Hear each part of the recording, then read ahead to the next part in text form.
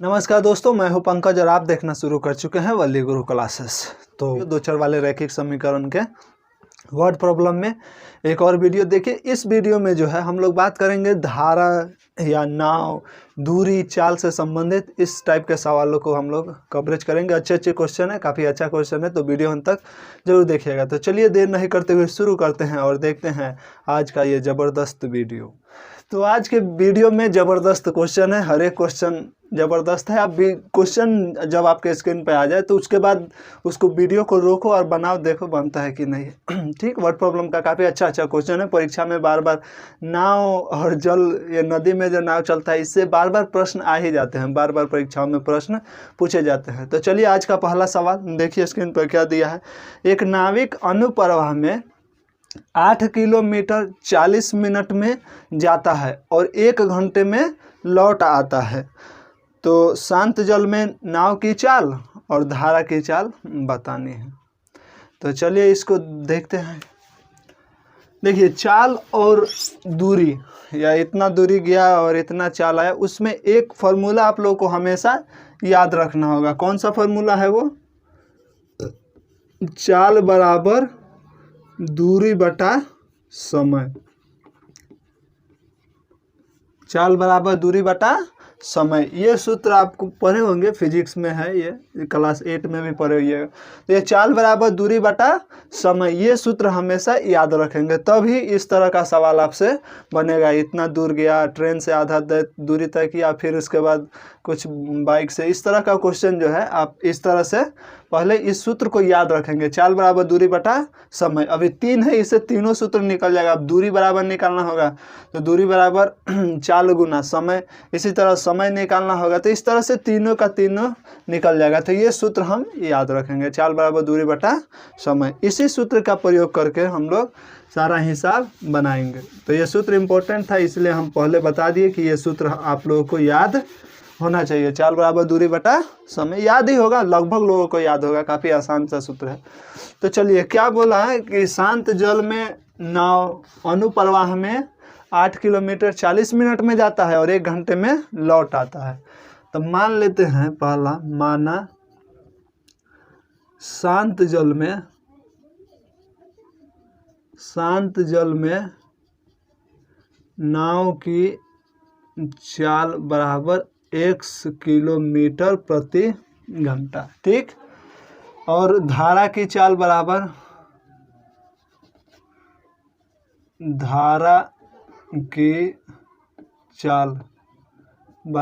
y kilometre प्रति घंटा, ठीक। हमको दूरी दिया है, दूरी कितना दिया है? 8 किलोमीटर जाता है, ठीक, और समय भी दिया है कि 40 मिनट में चल जाता है और धारा के विपरीत आता है, तो कितना टाइम लगता है? 1 घंटा लगता है, ठीक। तो यहाँ पे एक कॉन्सेप्ट समझिए कि यदि सपोज कीजिए आप इधर से ही जा रहे हैं और पीछे से हवा आपको धक्का दे रही है, तो आपका स्पीड क्या होगा? बढ़ जाएगा निश्चित रूप से।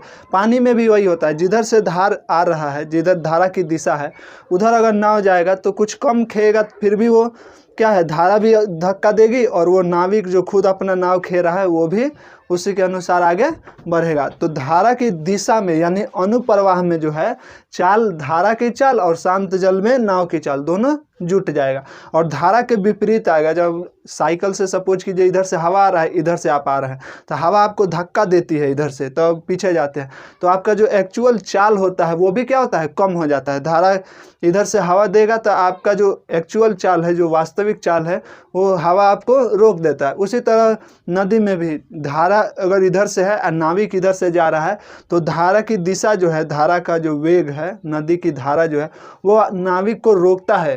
तो जब अनुप्रवाह में जाएंगे यानी धारा के साथ जाएंगे, तो धारा की चाल भी हम लोग शांत जल में नाव की चाल में जोड़ देंगे, और जब धारा के विपरीत आएंगे तो नाव का जो चाल होगा, एक्चुअल चाल, शांत जल में नाव की चाल जो होगी उसमें क्या करेंगे? घटा देंगे धारा की चाल, ठीक। तो उम्मीद करते हैं ये कॉन्सेप्ट आपको समझ में आ गया होगा। धारा की दिशा में जाएंगे तो शांत जल में नाव की चाल और धारा की चाल दोनों जुट जाएगा, और जब धारा के विपरीत आएंगे तब क्या होगा? धारा का चाल जो है शांत जल में नाव की चाल से घट जाएगा। तो ये कॉन्सेप्ट आप जान गए होंगे। तो 8 किलोमीटर जाता है, कितना समय लेता है? धारा की दिशा में जब जाता है अनुप्रवाह में, यानी धारा की दिशा में जाने में लगा समय कितना है? धारा की दिशा में 8 किलोमीटर जाने में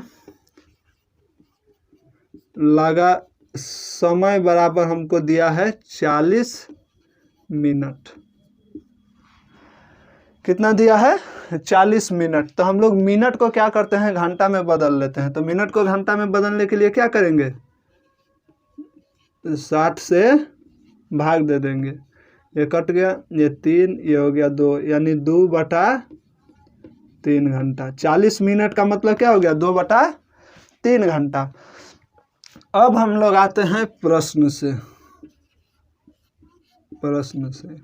इतना तो दिया था, इसको सॉल्व करके हम लोग ये मान लिए धारा की नाव की चाल x और धारा की चाल y, दूरी 8 किलोमीटर दिया है और जाने में, धारा की दिशा में जाने में लगा समय कितना है? 40 मिनट। तो हम समय निकाल लिए 2/3 घंटा। अब प्रश्न से क्या बोलता है कि धारा की दिशा में 8 किलोमीटर जाने में कितना टाइम लगता है? 40 मिनट लगता है। तो अभी समझाएं कि चाल बराबर दूरी बटा समय से इसका चाल x और y, तो दूरी कितना तय किया है? 8 किलोमीटर। तो यहाँ पे समझो फिर से, चाल बराबर क्या होता है? दूरी बटा समय। अगर हम बोले समय निकालिए, समय, तो समय बराबर क्या हो जाएगा? दूरी बटा चाल। इस सूत्र का हम लोग प्रयोग करके निकाल लेते हैं, क्योंकि हमको समय यहाँ पर मालूम है कि 40 मिनट में जाता है धारा की दिशा में और 60 मिनट में लौट के आता है। और जाता कितना है? दूरी भी मालूम है हमको, 8 किलोमीटर।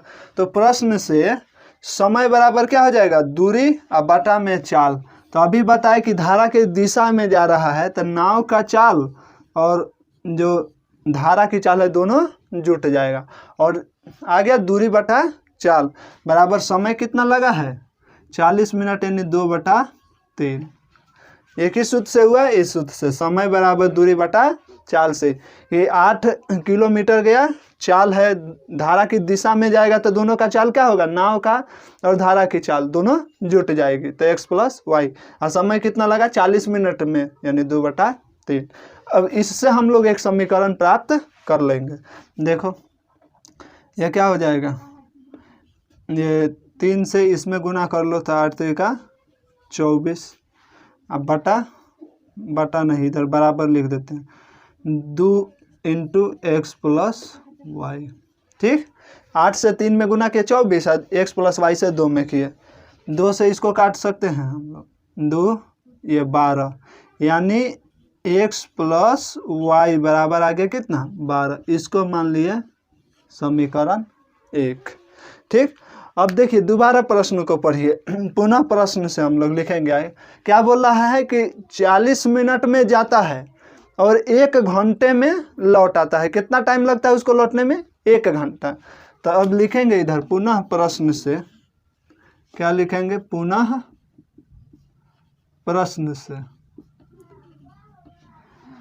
दूरी तो उतना ही है, जितना गया है उतना ही ना लौट के आएगा, तो दूरी तो उतना ही है, लेकिन अब की बार क्या होगा? चाल बदल जाएगा, क्योंकि x किलोमीटर प्रति घंटा क्या है? शांत जल में नाव की चाल है। और जब धारा के विपरीत आएगा तो धारा की दिशा भी क्या करेगी? उसको रोकेगी, यानी घटेगा चाल, यानी x - y हो जाएगा। चाल क्या हो जाएगा? x - y। ठीक, धारा की दिशा में जाएंगे तो दोनों का चाल जुट जाएगा, और धारा के विपरीत आएंगे तो शांत जल में नाव की चाल से घट जाएगी धारा की चाल में। ठीक, तो यहाँ पे x + y, यहाँ पे x - y। अब कितना देर में आ रहा है? 1 घंटा में आ रहा है, यानी x - y बराबर 8/x - y बराबर कितना समय लगा? 1। इसमें भी यही सूत्र लगा, समय बराबर दूरी बटा चाल। अब इसको क्रॉस मल्टीप्लिकेशन कर लेंगे तो क्या हो जाएगा? x - y बराबर 8। इसको मान ले समीकरण 2। अब समीकरण 1 भी पता है, 2 भी पता है, तो हल करने का तो बहुत विधि है, आप पांचों विधि जरूर देखिएगा, नहीं देखे हैं तो आई बटन में डिस्क्रिप्शन में भी लिंक है, आई बटन में भी उसका लिंक है, दोनों में जाके देख लीजिएगा। हल करने की इसकी 5 विधि है, आप जौन सा भी इच्छा करें, अब जौन आपको अच्छा लगे उस विधि से आप कर सकते हैं। तो समीकरण 2 यह है, और समीकरण 1 क्या है, x + y = 12, ये समीकरण 1 है। दोनों को क्या कर रहे हैं, जोड़ दो, लिख दो समीकरण 1 एवं 2 को जोड़ने पर, 1 एवं 2 को जोड़ने पर, क्यों जोड़ रहे हैं, साइन अलग अलग है तब जोड़ दिए। तब इसमें क्या होगा, x - y = 8 और x + y = 12, y से y कट गया, 2x = 20 आ गया, तो 2 से ये 10 बार, यानी x = 10। अब x का मान किसी एक में रख देंगे, x का मान समीकरण 1 में रखने पर, x का मान समीकरण 1 में रखेंगे तो x + y = कितना है, 12, यानी y बराबर हमको कितना आ जाएगा, 2। अब यहाँ नहीं रख रहे हैं, x के जगह 10 रख रहे हैं, तो 10 जोड़ y = 12, तो y बराबर कितना आएगा, 2। अर्थात शांत जल में नाव की चाल बराबर कितना आ गया, इसलिए शांत जल में नाव की चाल बराबर कितना है, x किलोमीटर प्रति घंटा, कितना है यहाँ पे, x किलोमीटर प्रति घंटा बराबर x का मान कितना है, 10, यानी 10 किलोमीटर प्रति घंटा। और धारा की चाल कितना है, धारा की चाल बराबर y किलोमीटर प्रति घंटा बराबर 2 किलोमीटर प्रति घंटा। तो उम्मीद करते हैं कि आज का ये पहला प्रश्न इस वीडियो का आपको समझ में आ गया होगा। तो चलिए अब अगले इस वीडियो का दूसरा सवाल देखिए, ज़बरदस्त सवाल है। एक बार जब वीडियो में क्वेश्चन आ जाए तो आप उसको पुश करके रोक के बनाइए, देखिए बनता है कि नहीं। फिर देखिए क्या कहता है सवाल को, देखिए कि एक व्यक्ति 370 किलोमीटर की यात्रा अंशतः कुछ रेल से तय करता है और फिर कार से तय करता है। यदि वह 250 किलोमीटर रेल से तथा शेष दूरी कार से तय करे तो 4 घंटा लगता है, और यदि वह 130 किलोमीटर रेल से और शेष दूरी कार से तय करे तो उसको 18 मिनट अधिक लगता है। तो बोलता है कि रेल और कार की औसत गति ज्ञात कीजिए, यानी चाल बताइए रेल का और कार का। तो चलिए इसको बनाते हैं। तो देखो इस प्रश्न में हमको क्या दिया है, 2 कंडीशन दिया है कि एक बार रेल से ज़्यादा दूरी तय कर रहा है तो कितना टाइम लग रहा है, दूसरा बार कार से दूरी तय कर रहा है, कुछ मतलब कुछ रेल से और कुछ कार से। तो एक बार में रेल से ज़्यादा तय कर रहा है, कार से कम कर रहा है, दूसरी बार में क्या कर रहा है, कार से ज़्यादा कर रहा है, रेल से कम कर रहा है, और दोनों का हमको समय में अंतर दिया है। तो हम लोग पहले इसका क्या करेंगे, दोनों का पहले इंडिविजुअल चाल तो मान लें पहले। तो हम मान लेते हैं कि रेलगाड़ी की चाल, माना रेलगाड़ी की चाल बराबर x किलोमीटर प्रति घंटा और कार की चाल बराबर y किलोमीटर प्रति घंटा। ठीक, दोनों का अलग अलग हम मान लिए कि रेल x किलोमीटर प्रति घंटा की रफ्तार से चलता है और कार क्या है, y किलोमीटर प्रति घंटा की रफ्तार से चलता है। और कुल दूरी कितना तय करना है हमको, कुल दूरी बराबर कितना दिया है, 370 किलोमीटर। ठीक, 370 किलोमीटर है, जिसमें कुछ दूरी रेल से जाता है और कुछ दूरी कार से चलता है। और फिर बाद में दोबारा भी कंडीशन है, उसमें कुछ दूरी रेल से कम मतलब जाता है और फिर उसके बाद कार से जाता है, और दोनों में अंतर दिया है। दोनों में अंतर क्या है, एक का टाइम दिया और दूसरे में कुछ ज़्यादा लगता है, तो वो भी दोनों का टाइम दे दिया है, यानी समय दोनों में दे दिया है। तो हम दोनों का कंपेयर किससे करेंगे, समय से करेंगे। और ये सूत्र तो आपको पता ही होगा, दूरी बराबर चाल बराबर दूरी बटा समय, चाल बराबर दूरी बटा समय। ये जितना भी दूरी समय वाला सवाल है वो बिना इस सूत्र के याद हुए नहीं होगा। ये सूत्र काफ़ी आसान है, आपको याद होगा ही होगा। उम्मीद करते हैं कि लगभग 99% बच्चों को ये याद होगा, चाल बराबर दूरी बटा समय। इससे तीनों सूत्र निकाल लेंगे, अगर दूरी पूछे, चाहे चाल पूछे, चाहे समय पूछे। ठीक, तो अब हमको दिया है प्रश्न से, देखो अब प्रश्न से पहला कंडीशन में क्या कहा है कि 250 किलोमीटर रेल से और शेष दूरी कार से तय करता है तो 4 घंटा लगता है। प्रश्न से कितना 250 किलोमीटर किससे जाता है, रेल से। अगर टोटल दूरी हमको 370 किलोमीटर जाना है और 250 किलोमीटर यानी 250 किलोमीटर रेल से चल गए हैं, तो बाकी कितना बच जाएगा, 120 किलोमीटर बचेगा। बाकी कितना बच जाएगा, 370 में से 250 घटा देंगे तो 250 किलोमीटर रेल से और बाकी बचा यानी 120 किलोमीटर गया होगा किससे, कार से। यही ना गया होगा। प्रश्न में देखो, प्रश्न को देखो, उसको बार बार पढ़ो, जब तक समीकरण अच्छे तरह से नहीं निकल जाए तब तक बार बार पढ़ो आराम से। उसमें अगर आप 2-3 बार एक प्रश्न को पढ़ेंगे तो आपको जो उसमें से कुछ मिल जाएगा, ताकि आप समीकरण आसानी से बना दे। प्रश्न में क्या बोला है, पहला कंडीशन में कि यदि वह 250 किलोमीटर रेल से और शेष दूरी कार से तय करता है तो कितना टाइम लेता है, 4 घंटा लगता है। कितना समय लगता है इसको, समय लग जाता है कितना, 4 घंटा।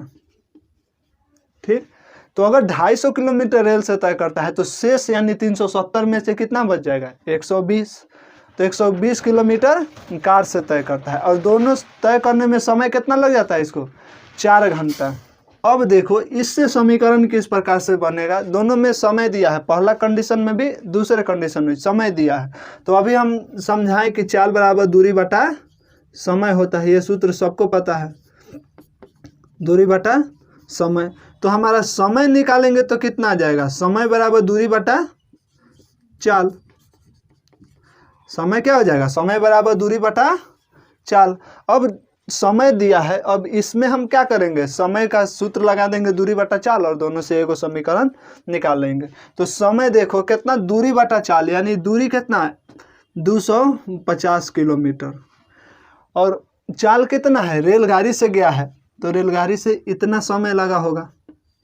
दूरी बटा चाल यानी रेलगाड़ी से जाने में 250 किलोमीटर जाने में कितना समय लगा, तो 250 बटा रेलगाड़ी की चाल, फिर प्लस 120 किलोमीटर गया है ये कार से, तो कार की चाल कितना है, y। और दोनों मिला के ये रेलगाड़ी से जाने में लगा समय है 250 किलोमीटर x चाल से गया तो समय कितना होगा, 250 बटा x। फिर 120 किलोमीटर कार से गया तो कार का चाल y किलोमीटर प्रति घंटा माने तो 120 बटा y। और दोनों मिला के समय कितना लग गया हमको, दोनों से मिला के लगा 4 घंटा। ठीक, यानी x प्लस 250 बटा x जोड़ 120 बटा y बराबर कितना समय लग गया, 4। अब इससे हम क्या करेंगे, एक समीकरण निकाल लेंगे। तब इसका एलसीएम कितना हो जाएगा, xy, यह हो जाएगा 250y प्लस 120x बराबर 4, यानी 250y प्लस 120x बराबर 4xy। यह हमारा क्या हो गया, समीकरण 1। ठीक, अब दोबारा कंडीशन क्या दिया है उस पर ध्यान देंगे। दोबारा में भी बोला है ना, दोबारा में क्या बोला है कि यदि वह 130 किलोमीटर रेल से, पुनः प्रश्न से, क्या पुनः प्रश्न से क्या बोला, 130 किलोमीटर रेल से और बाकी जो दूरी है वो किससे गया है, बाकी दूरी जो है कार से तय करता है तो 18 मिनट अधिक लगता है। कितना, 130 किलोमीटर किससे गया है, रेल से, तो बाकी कितना होगा, 370 में से 130 घटा देंगे तो 130 किलोमीटर रेल से गया और 240 बच गया इधर, ये किससे गया, कार से।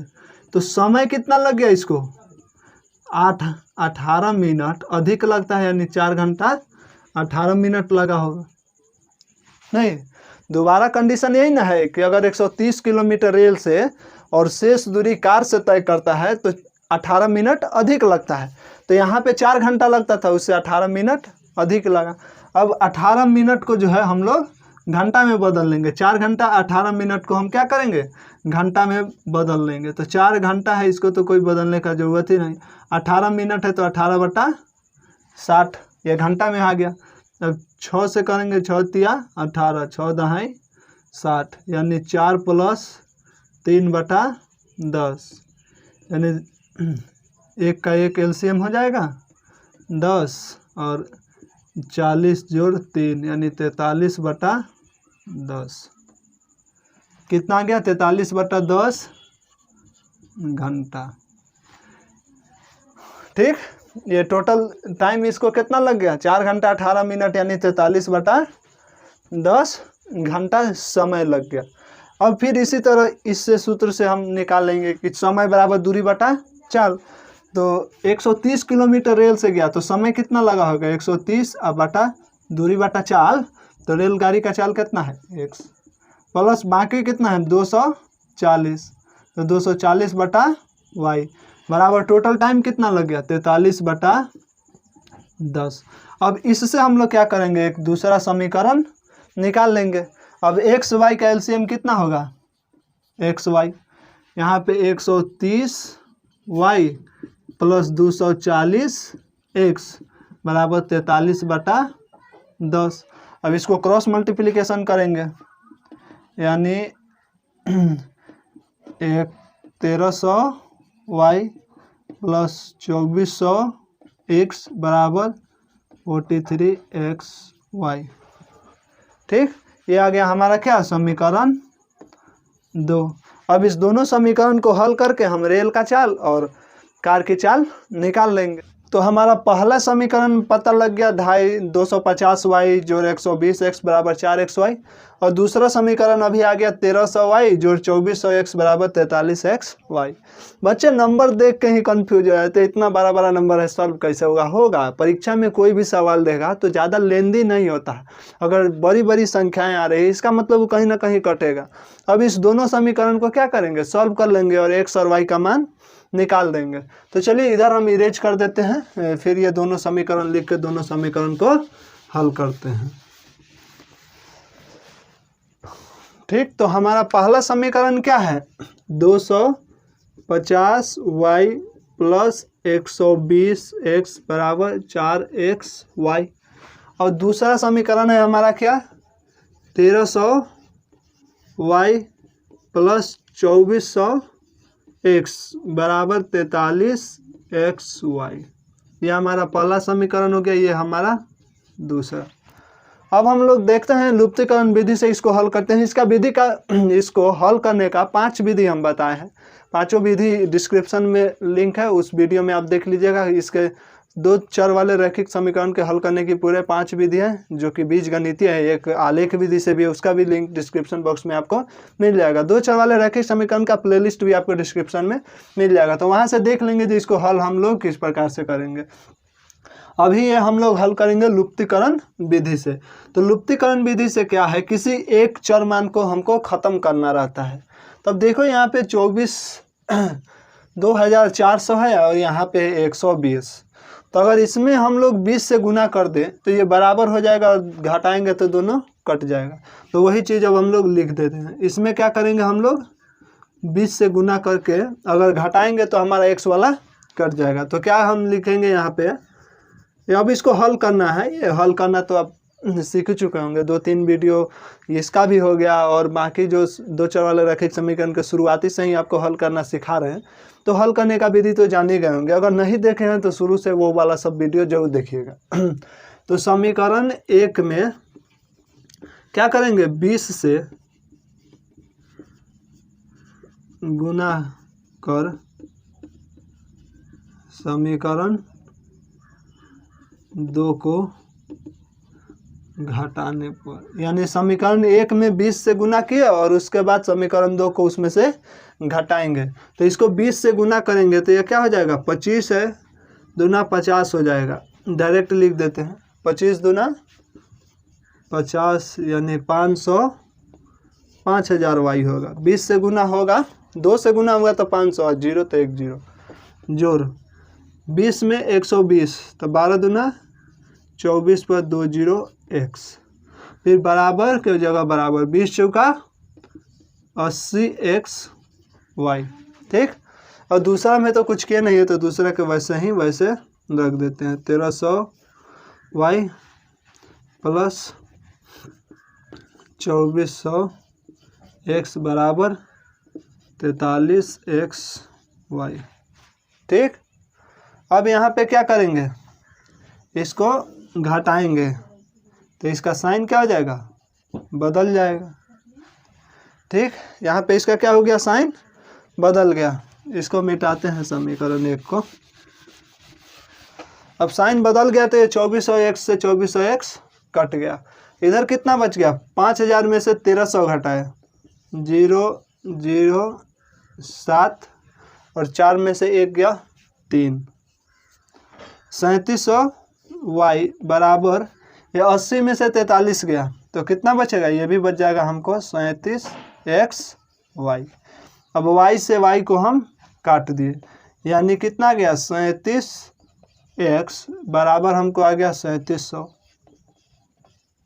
ठीक, तो x बराबर कितना आ गया 3700 बटा में 37। ठीक, अब यहाँ पे 37 से क्या करेंगे, 37 काट देंगे, यानी कितना बार 100 बार, यानी हमको x बराबर आ गया 100। ठीक, अब हम लोग क्या करेंगे, x का मान समीकरण 1 या 2 में रखेंगे और उस तरह से हम y का मान निकाल लेंगे। ठीक, अब हम लोग क्या करेंगे, x का मान समीकरण 1 में रखो या 2 में रखो, x का मान रख के हम लोग क्या करेंगे, y का मान निकाल लेंगे। आपको जिस समीकरण में रखना आसान लगे उसमें आप रख सकते हैं। तो हम रख देते हैं 1 में ही, x का मान समीकरण 1 में रखने पर। ठीक, x का मान क्या कर रहे हैं हम, समीकरण 1 में रखेंगे। ये तो 250y है प्लस 120 x है, तो x का मान कितना है 100, तो गुना 100 बराबर के जगह बराबर, यहाँ पे 4, x के जगह 100 और y के जगह y।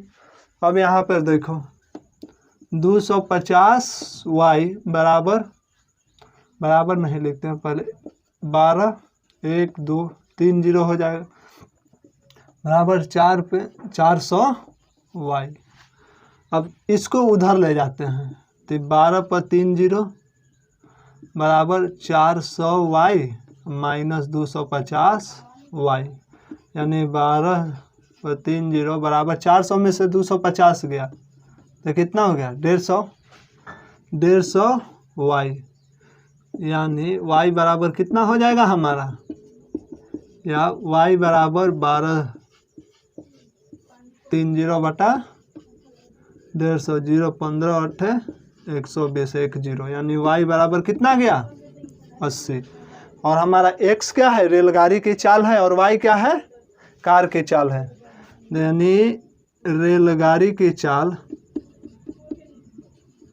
रेलगाड़ी की चाल बराबर x किलोमीटर प्रति घंटा बराबर, x बराबर कितना है 100, यानी 100 किलोमीटर प्रति घंटा। और कार की चाल, कार की चाल बराबर y किलोमीटर प्रति घंटा बराबर 80 किलोमीटर प्रति घंटा। ठीक, ये दोनों आंसर। तो उम्मीद करते हैं कि ये प्रश्न आप अच्छे से समझ गए होंगे। ठीक, अगर नहीं समझ में आया वीडियो को बार बार देखिए, वीडियो फॉर्मेट में ये फ़ायदा है आपको कि जब भी इच्छा करें बार बार देखेंगे। उसको जितना स्पीड अगर लगता है जो ज़्यादा स्पीड में हो गया तो उसको कम करके धीरे धीरे भी देख सकते हैं, यूट्यूब में तो ये फैसिलिटी है। तो उम्मीद करते हैं कि ये प्रश्न आपको अच्छे से समझ में आ गया होगा। चलिए अब अगले प्रश्न पर चलते हैं। चलो इस प्रश्न को देखो, क्या कहता है कि यदि एक कक्षा में विद्यार्थियों को क्या करना है, पंक्ति में खड़ा करना है, और यदि पंक्ति में 3 विद्यार्थी अधिक होते तो एक पंक्ति कम लगता, और यदि पंक्ति में 3 विद्यार्थी कम होते तो 2 पंक्ति अधिक लगता। तो बताना है कि कक्षा में कुल कितने विद्यार्थी हैं। ज़बरदस्त क्वेश्चन है, पुश करो, बनाओ इसको, देखो बनता है तो ठीक है, नहीं तो आगे देखो इसका सॉल्यूशन किस प्रकार से। इस तरह के सवाल परीक्षाओं में बार बार पूछे जाते हैं कि थोड़ा जनरल लाइफ से संबंधित ये सब सवाल है, तो ये सब सवालों को एक बार आप जरूर प्रैक्टिस करेंगे, 2 चर वाले रैखिक समीकरण।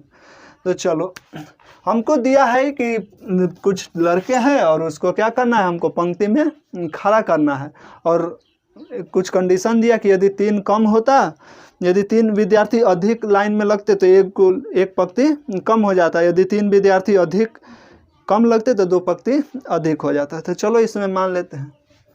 तो इसमें हम पहले क्या करें, माना पंक्तियों की संख्या, मान लिए कि संख्या बराबर हम लोग मान लिए कितना, x।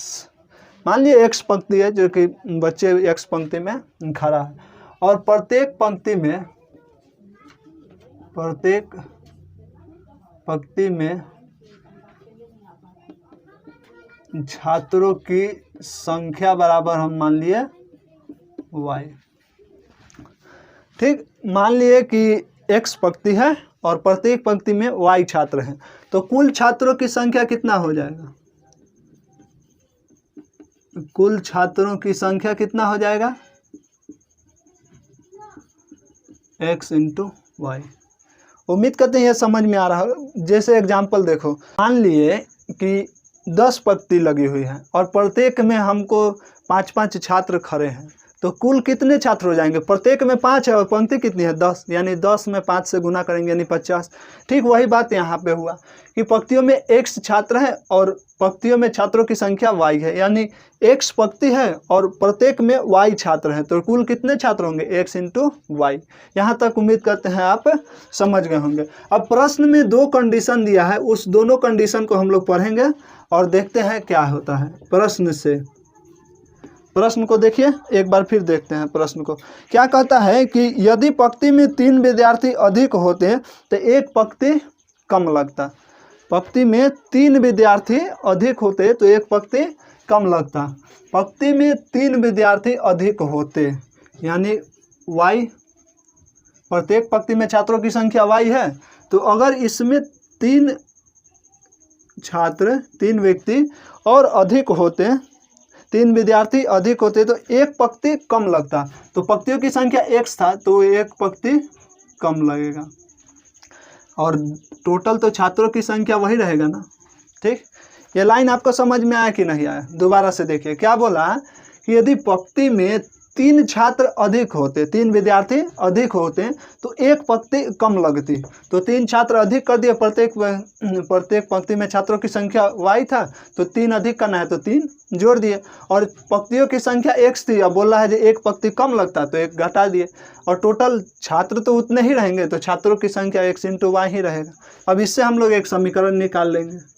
क्या हो जाएगा, इसको y से x में गुना कीजिए, y से -1 में तो -y प्लस 3x -3, 3 में x है बराबर x इंटू वाई।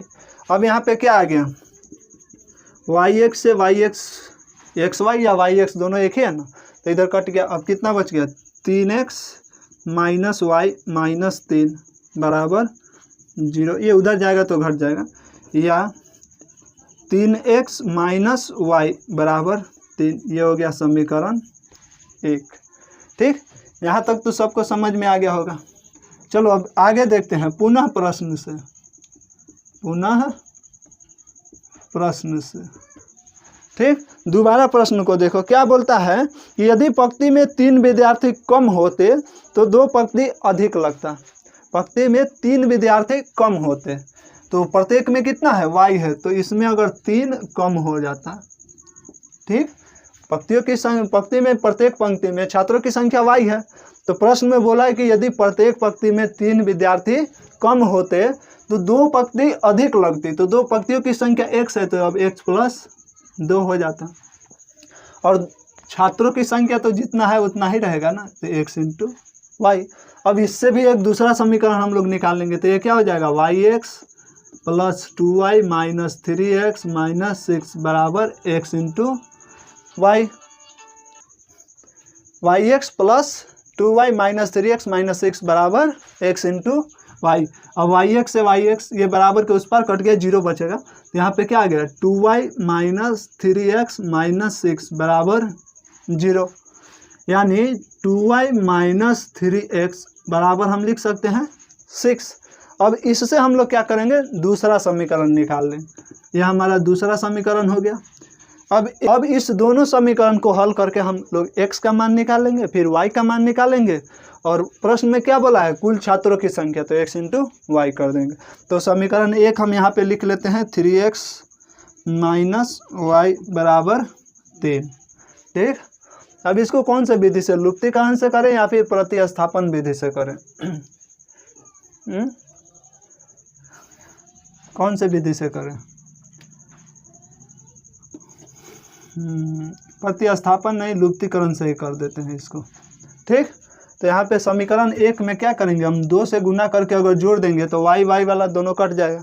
अब यही करेंगे तो लिख देंगे समीकरण 1 को 2 से गुना कर जोड़ने पर, 1 को 2 से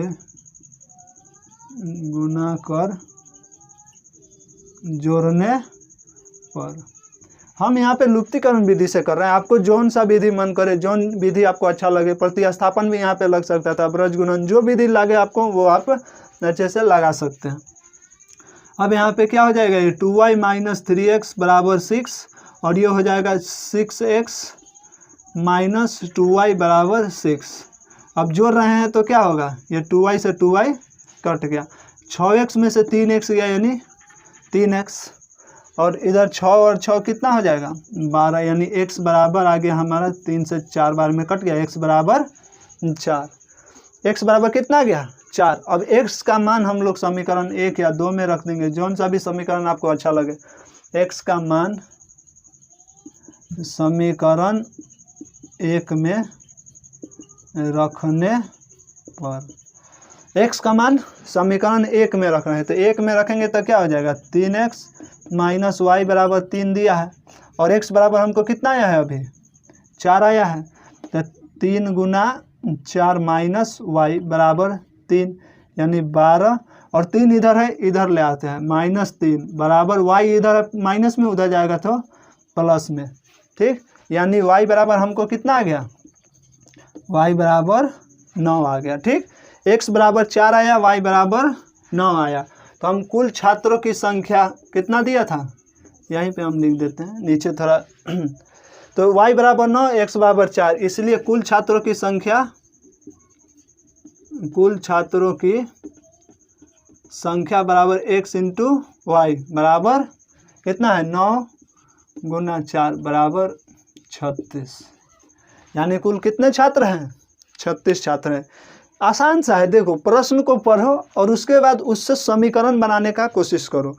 यहाँ पे क्या कहा है कि यदि प्रत्येक पंक्ति में 3 अधिक होते, यानी प्रत्येक पंक्ति में 3 छात्र अधिक होते तो एक पंक्ति कम लगती, और हम जानते हैं जो प्रत्येक पंक्ति में छात्रों की संख्या गुना पंक्तियों की संख्या बराबर हो जाएगा कुल विद्यार्थियों की संख्या। तब इससे हम x y इससे एक समीकरण निकालिए, अगर x पंक्तियों की संख्या है, y प्रत्येक पंक्ति में छात्रों की संख्या है, तो दोनों x इंटू वाई होगा ही होगा कुल विद्यार्थियों की संख्या। तो उस तरह से हम पहला समीकरण निकाले। फिर दूसरा में बोला कि यदि प्रत्येक पंक्ति में 3 छात्र कम होते तो 2 पंक्ति अधिक लग जाती, और टोटल विद्यार्थी जितना थे वही थे। अब इससे हम दूसरा समीकरण निकाल लिए, और जब 2 समीकरण निकल गया तो आसानी से इसका हल कर दिए।